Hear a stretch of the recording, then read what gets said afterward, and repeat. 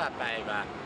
Tänään tutustumme Kauklahden pieneliöihin täällä Kauklahden rattoisassa ja rennossa ja letkeässä kevätmaisemassa. Tarkastelemme tänään erityistä pieneliöitä lähtien aivan pienistä sittiäisistä vähän isompaan. Tervetuloa mukaan ja katsasetaanpa heti ensimmäistä ötökkää. Ja sydämellisesti tervetuloa. Päivää. Tässä saavuimme tänne ulkoilualueelle ja keväthän alkaakin tässä jo kukkimaan ja näyttää kesä aurinkoisemmat puolensa. Kovin on vielä keväistä ja mereltä tulee vielä kylmää väreilyä. Tässä näyttää olevan kevään ensiloistokukkasia jo ja kimalainenkin se siinä perräilee jo hilpeänä.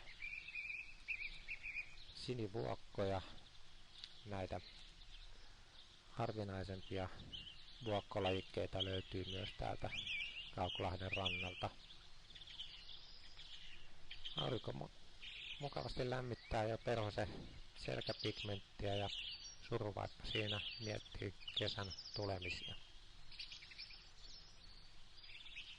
Siinä pieni pistepirkko vaeltelee ilman määränpäätä auringossa. Sisivisko ei ole vielä täntänsä tipauttanut, mutta eiköhän se siellä vielä ehdi. Siinä se uteliaasti tutkii, jos löytäisi jonkun pienen näpin kylliäisen syötäväksi. Ja näitä valkovuokkojahan jokainen on nähnyt myös lähikotiseuduillaan. Pienet mesipuristimet notkauttelevat janoisena, katselevat taivaalle, mistä saisi muutaman vesipisaran pieneen imetykseen, että äidinpäivän kukkaloista voisi olla valmis. Pajun kissat keräilevät siellä niityn reunikolla. Ruoho on vielä aika tuommoista kellertävää ja siitä nokkosperhonen erottuu hyvin kirkkainen värjöneen ja leputtelee siinä siipiään kesän koitoksia varten.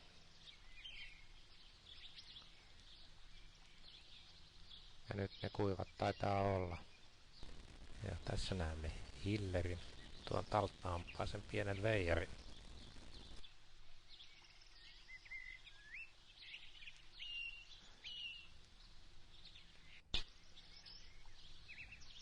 Tässä kevään tyypillistä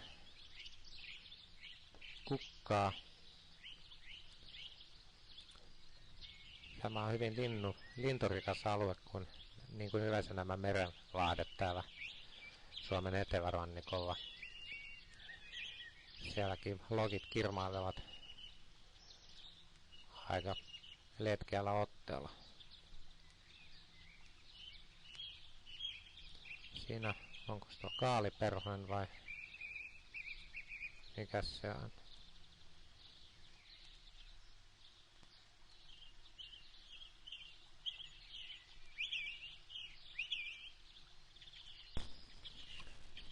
Kesäaurinko alkaa lämmittää.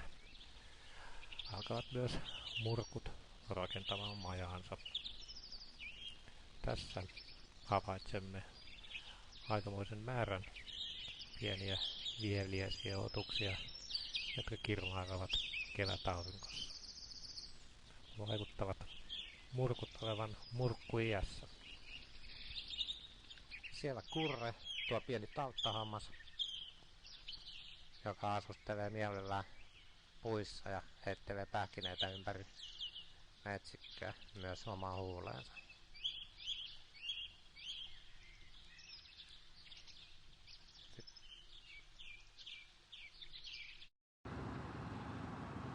No niin, tässä oli tämänkertainen luotokatsaus ja kaiken näköistä sittiäistä ja sottiaista siellä ilmeni maastossa.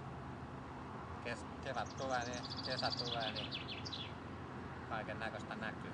Palamme taas ensi viikon asiaan. Luonto on hieman kirpussa. Hei hei.